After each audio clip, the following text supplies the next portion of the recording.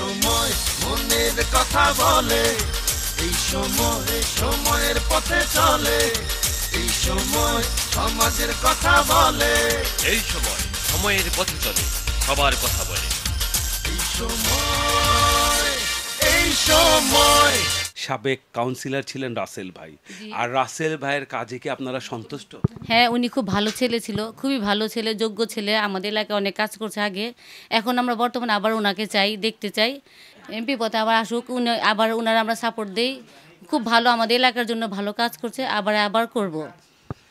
একটা বিষয় হলো কোনটা, তিনি যদি এমপি হন, তার কাছে থেকে তাকে যেমন আগে পেতেন, এখন কি এমপি হলে তাকে সুখে দুঃখে কাছে পাবে মনে হয়? হ্যাঁ, মনে হয়, ইনশাল্লাহ চেষ্টা করি তাই হবে।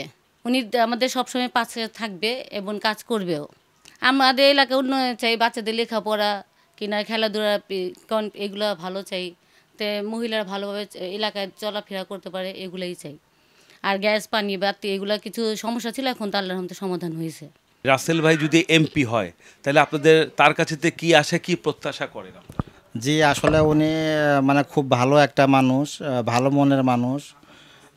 উনি তো মানে সাবেক কাউন্সিলর ছিলেন, প্রার্থী হিসাবে উনি যে যোগ্য, উনি আসলে ঢাকা ৭ আসনের এমপির যে যোগ্য, তো উনি মানে আশা করি মানে এমপিতে নির্বাচিত হইলে তে মানে ওনার দ্বারা মনে করেন যে আপনার ভালো ভালো কাজ, সমাজ কল্যাণমূলক কাজ বা মানে আপনার উন্নয়ন কাজ আপনার মানে আশা করি।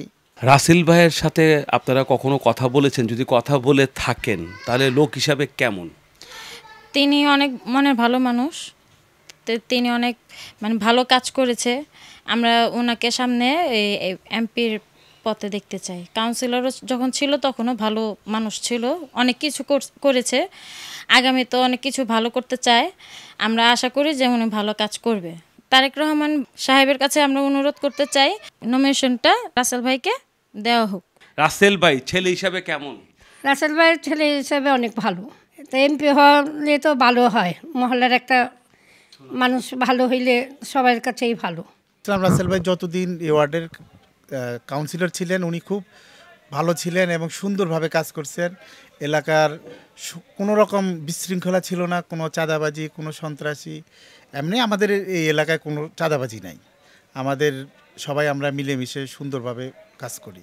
আর উনি যতদিন ছিলেন মানে সব দিক দিয়ে সবাই খুব ভালো ছিলেন। তার কোনো লোকজন কোনো চাঁদাবাজি বা সন্ত্রাসীর সাথে কোনো জড়িত ছিল এরকম কোনো প্রুফ বা প্রমাণ আছে আপনাদের কাছে? না, এমন কোনো প্রমাণ নেই। কেন উনি একজন ছাত্র থেকে উনি রাজনীতি করেন। ওর মনের সাথে যারা আছে সবাই ওয়েল ফিটেড এবং সবাই ভালো, আর সবাই কর্ম করে। তাহলে একটা লোকের যখন কর্ম থাকে সে কিন্তু কাছে না তার প্রয়োজন পড়ে না অন্য কিছু করার। অন্য কিছু তারাই করব যারা বেকার থাকবে এবং যারা খারাপ লাইনের পোলাপেন থাকবে। ওনার দেখবেন ওনার সাথে যারা ঘুরে, যারা ওনার সাথে আছে সবাই ব্যবসা, চাকরিজীবী অথবা কোনো না কোনো কর্মের সাথে জড়িত। রফিকুল ইসলাম রাসেল সাহেবের কাছ থেকে আপনারা কি আশা এবং কি প্রত্যাশা করেন? আমাদের সাবেক ছাত্রনেতা, অত্র ওয়ার্ডের সাবেক কাউন্সিলর রফিকুল ইসলাম রাসেল খুব সৎ এবং যোগ্য মানুষ, এলাকায় ওনার খুব পরিচিতি। আমরা আশা করি ওনার মাধ্যমে অত্র এলাকার মানুষ সব ধরনের সুযোগ সুবিধা এবং সেবা পাবে। লোক হিসাবে কেমন? লোক হিসাবে আমরা আসলে কতটুকু তো আপনি এলাকার খবর নেন, অত্র এলাকার জনগণের কাছ থেকে আপনি জানতে পারবেন রাসেল সম্পর্কে। ও আমাদের ছোটোবেলার থেকেই একসাথে আমরা বড় হয়েছি। অত্র এলাকার আপনি মানুষের কাছে খবর নিয়ে দেখেন রফিকুল ইসলাম রাসেলের কেমন জনপ্রিয়তা, এবং তার সম্বন্ধে আমার চাইতে আপনি এলাকার মানুষজনের কাছ থেকে আশা করি ভালো পাবেন। রাসেল ভাই 2016-তে উনি 31 নম্বর ওয়ার্ডের কমিশনার নির্বাচিত হন। উনি ব্যক্তি হিসাবে খুবই ভালো মানুষ।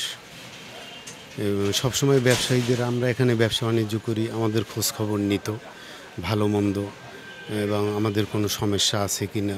এলাকায় উনি বেশ ভালো কাজ করছে সুনামের সাথে, এখনও উনি আমাদের খোঁজ খবর নেয়।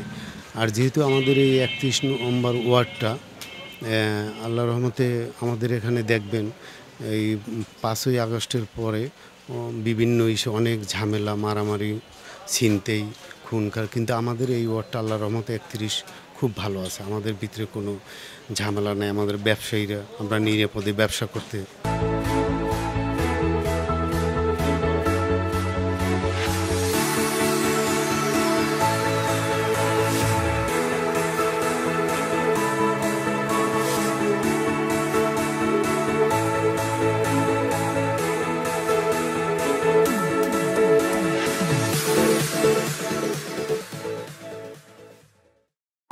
Thank you.